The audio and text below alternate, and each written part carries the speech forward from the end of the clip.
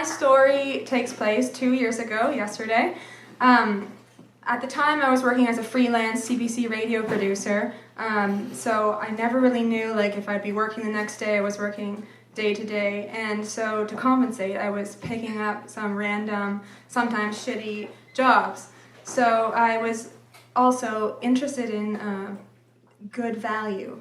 So I'd heard that IKEA was selling $20 Christmas trees. So my sister, who was my roommate at the time, and I decided we were going to go to IKEA to buy a $20 Christmas tree. So so one Sunday afternoon, we drive up to IKEA. We get there, it's super busy in the parking lot. We drive around. We finally find a parking spot on the upper level of the parking lot, get out of our car, and we start heading towards the elevator that will take us into the store.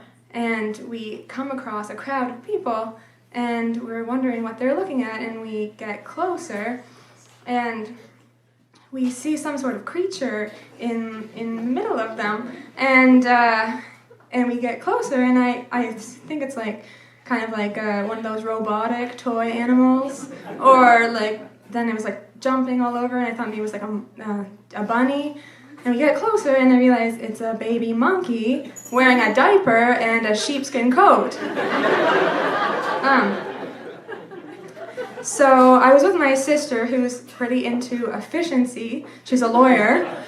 So she's like, we came to IKEA to go shopping. Let's just go. And I was like, okay. I was like, okay, this is really weird. I took some photos, and we went on our way shopping. And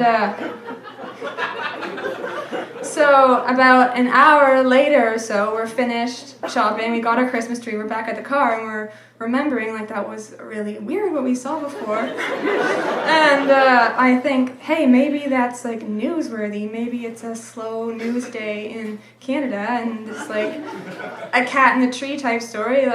My producer brain was lighting up, and I was like, maybe I should tweet this. So almost an hour later, I write a tweet that says, saw a monkey in the IKEA parking lot, and I include a picture. And immediately, before we've even left the parking lot, I start getting replies and retweets and all that, and then while we're driving home, I start getting media requests. So at first I was kind of reluctant to do the interviews, because I was like, we barely saw anything. We saw the monkey for all of 1 minute.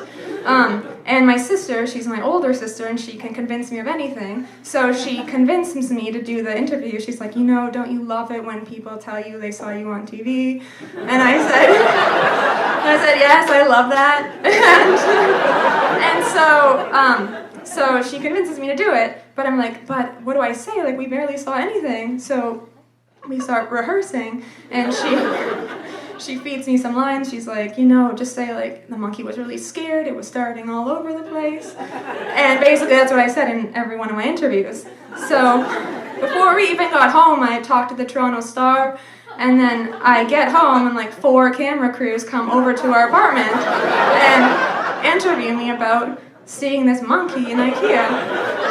And it's just, that night was just crazy. My email, my Twitter, my phone, ringing off the hook. And at some point, it occurred to me, maybe I should phone my mom and tell her what's going on.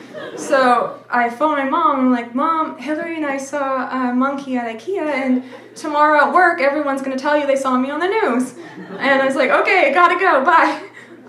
So I stayed up super late dealing with all these media requests, and Twitter and emails, and I have to wake up super early the next morning because I'm on a bunch of morning shows.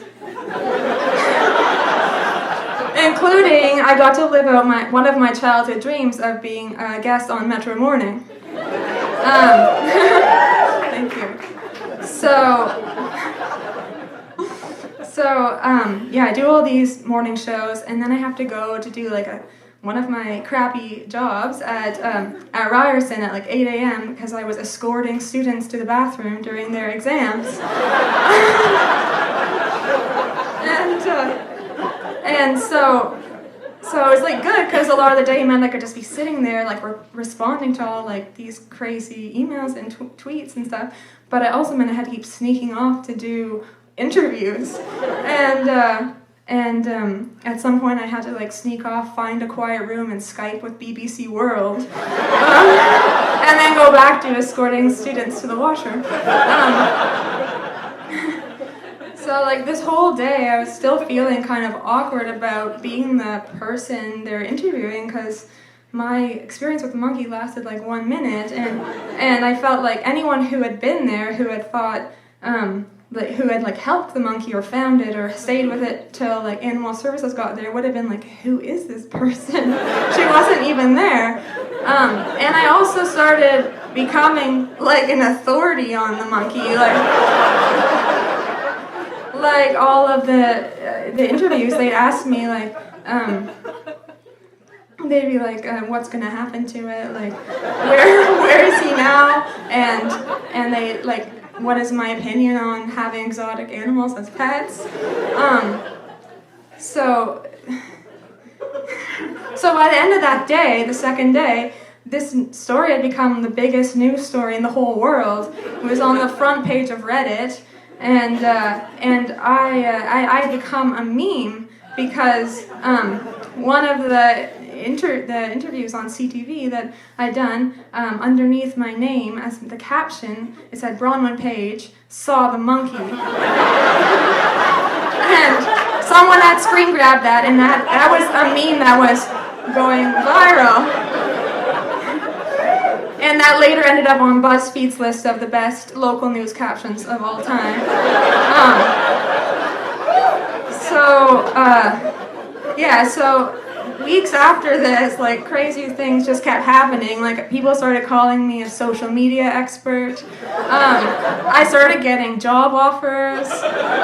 One day, Ben & Jerry's ice cream contacted me and they said they wanted to give me a gift, and I was at CBC that day, so I said, sure, deliver it to CBC. And later that afternoon, the courier desk phoned me and they said, can you come pick up your ice cream? It's melting. I remember like reflecting on the story like a week after or so with a friend. I was like I saw this monkey in a shearling coat at IKEA, and like this, it's been so crazy. I didn't even know the word shearling a week ago. So it's now been 2 years. It's still a big part of my life. People talk to me about the monkey all the time. And it's like it's become kind of like my legacy. I'm the girl who saw the monkey.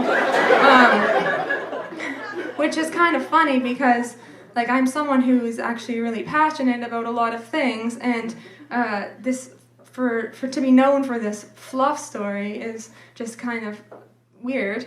And I'm kind of like indifferent to the story. Like people post articles about the monkey on my Facebook all the time, and like I barely even ever read them. So it's kind of weird. But that being said, I'm really happy like it happened, and I love all the excitement it's brought to my life, and I've loved the attention I've got. Yes, since seeing the monkey, I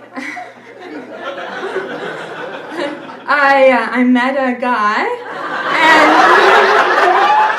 and it actually came up in our first conversation, and it was something that we bonded over because he too was a bit of a media celebrity, because he was unlawfully arrested during the G20 and sued the police and got a lot of media coverage for it. I'm happy to say that we are now married, and we are a happily married D-list celebrity couple.